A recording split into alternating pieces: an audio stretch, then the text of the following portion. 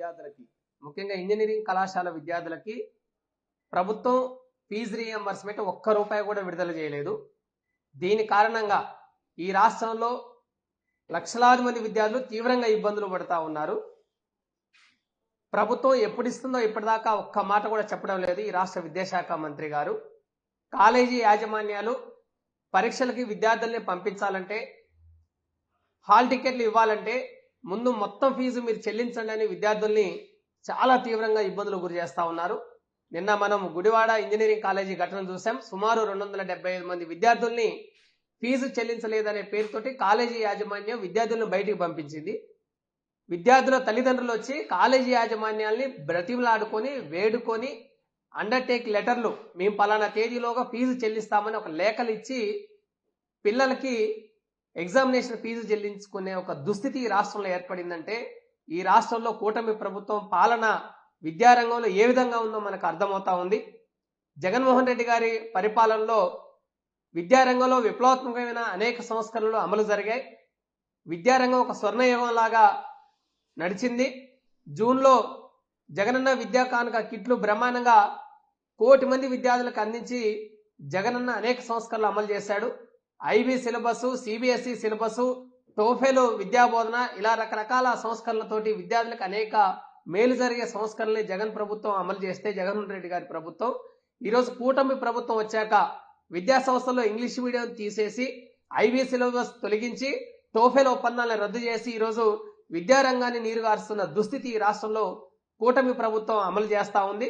కనీసం ఇప్పటికీ కౌన్సిలింగ్ లో సీట్ వచ్చిన విద్యార్థులకు కూడా మొత్తం ఫీజు చెల్లించాలని కాలేజీ యాజమాన్యాలు మాట్లాడుతున్న దుస్థితి రాష్ట్రంలో ఉందంటే, ప్రభుత్వం అసలు ఏమాత్రం చర్యలు తీసుకోవడం లేదని మనకు అర్థమవుతా ఉంది. ఈరోజు ఉన్నత విద్యా మండలి అనే ఒక సంస్థని అది నామమాత్రంగా ఒక దిష్టి బొమ్మలాగా దాన్ని మార్చేసింది ప్రభుత్వం. కేవలం లోకేష్ కన్సర్న్లోనే నడుస్తుంది.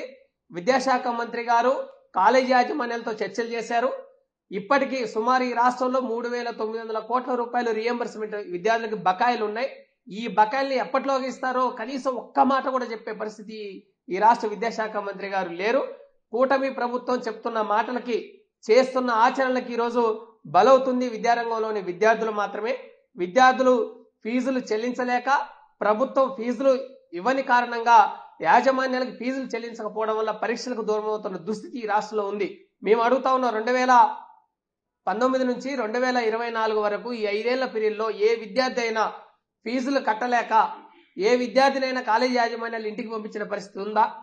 అనుకున్న టైంకి ఏ క్వార్టర్ ఫీజు ఎప్పుడు ఇవ్వాలో ముందే డిసైడ్ చేసి, ముందే ఒక ప్రణాళికాబద్ధంగా జగన్మోహన్ రెడ్డి గారు ముందే చెప్పి బటన్ నొక్కి తల్లుల ఖాతాల్లోకి, పేరెంట్స్ ఖాతాల్లోకి ఫీజులు చెల్లించే విధంగా ఒక నిర్దిష్టమైన ప్రణాళికని జగన్మోహన్ రెడ్డి గారు అమలు చేస్తే, కూటమి ప్రభుత్వం వచ్చిన తర్వాత మొత్తం దాన్ని డైవర్షన్ చేసి, దాన్ని రద్దు చేసి ఈరోజు విద్యార్థులకి ఫీజు చెల్లించే పరిస్థితిని ఈరోజు చంద్రబాబు ప్రభుత్వం అమలు చేయడం లేదు. దీనివల్ల చాలా తీవ్రంగా నష్టపోతున్న పరిస్థితి ఉంది. ఒకవైపు అమ్మఒడి లేదు. అమ్మఒడి ఇవ్వాలంటే తల్లికి వందనం పేరు మార్చారు. ఈ రాష్ట్రంలో ఎంతమంది పిల్లలు చదివితే అంతమంది పిల్లలకి, స్కూలు ఇంటర్మీడియట్ పిల్లలందరికీ తల్లికి వందనం ఇస్తామని చెప్పిన, ఎన్నికల హామీగా ఇచ్చిన కూటమి ప్రభుత్వం ఈరోజు 12,600 కోట్ల రూపాయలు ప్రతి ఏటా అవసరం అవుతాయి 84 లక్షల మంది విద్యార్థులకి. కానీ ఇవేమీ ఇవ్వకుండా, దాని గురించి మాట్లాడకుండా ప్రభుత్వం కాలయాపన చేస్తూ ఉంది. రీఎంబర్స్మెంట్ బకాయిలు మాత్రం అసలు ఈ రాష్ట్ర విద్యాశాఖ మంత్రి కానీ, ఈ రాష్ట్ర డిప్యూటీ చీఫ్ మినిస్టర్ కానీ, ఈ రాష్ట్ర ముఖ్యమంత్రి కానీ విద్యార్థులకి ఎప్పటిలోగా బకాయిలు అందజేస్తారో ఒక తెలియజేయలేని ఒక దుస్థితి ఆంధ్రప్రదేశ్లో ఉంది. ఇక కూటమి పాలన ఏ విధంగా ఉందో మనం అర్థం చేసుకోవచ్చు. విద్యార్థులకి చదువులు లేకుండా, ఫీజులు రాకుండా ప్రభుత్వమే ఈరోజు కాలయాపన చేస్తున్న పరిస్థితి కారణంగా ఈరోజు యాజమాన్యాలు విద్యార్థులు ఇంటికి పంపిస్తున్న దుస్థితి ఈ రాష్ట్రంలో ఉంది. మొత్తం ఈ రాష్ట్రంలో ఉన్న సుమారు 220 ఇంజనీరింగ్ కళాశాలలు ఉంటే 1,75,000 మంది విద్యార్థులు చదువుతా ఉన్నారు.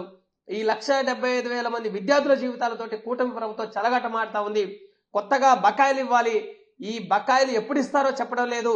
తిరిగి కొత్తగా చేరిన పిల్లలకి, కౌన్సిలింగ్ లో సీటు తీసుకున్న పిల్లలకు కూడా మొత్తం ఫీజు మీరు చెల్లించాలని యాజమాన్యాలు చెప్తున్నారంటే ప్రభుత్వం ఏ విధంగా విద్యార్థుల జీవితాలతో చెలగటమాడుతుందనేది మనం అర్థం చేసుకోవచ్చు. ప్రభుత్వం ఇప్పటికైనా చెప్పే మాటలకి చేసే పనులకి పొంతన లేకుండా విద్యారంగంలో ఒక నిర్దిష్టమైన ప్రణాళికను అమలు చేసే విధంగా కూటమి ప్రభుత్వం వ్యవహరించాలని వైఎస్ఆర్ విద్యార్థి సంఘం డిమాండ్ చేస్తా ఉంది. మీరు ఫీజులు చెల్లించకపోతే విద్యార్థులు ఎలా చదువుకుంటారో, విద్యార్థుల భవిష్యత్ ఏంటి, మీ విద్యా వ్యవస్థని ప్రక్షాళన చేస్తాము, బ్రహ్మాండంగా చేస్తామని చెప్తున్న కూటమి నాయకులు ఏవైతే మాటలు చెప్తున్నారో ఇవన్నీ చాలా అసంబద్ధ మాటలు. ఇవన్నీ విద్యార్థుల్ని తల్లిదండ్రులను మోసగించే మాటలు. ఒకవైపు విద్యారంగంలో పాఠశాల స్థాయిలో విద్యారంగ సంస్కరణ జగన్మోహన్ రెడ్డి గారు అమలు చేసిన విద్యారంగ సంస్కరణలకి పాతరేసి ఈరోజు పాఠశాల విద్యని నీరుగార్చి నిర్వీర్యం చేసి నారాయణ లాంటి కార్పొరేట్ పాఠశాలకు పెద్దపీట వేస్తుని కార్పొరేట్ విద్యా సంస్థల ముందుకు తీసుకొస్తున్న కూటమి ప్రభుత్వం ప్రభుత్వ పాఠశాల విద్యను నిర్వీర్యం చేసింది.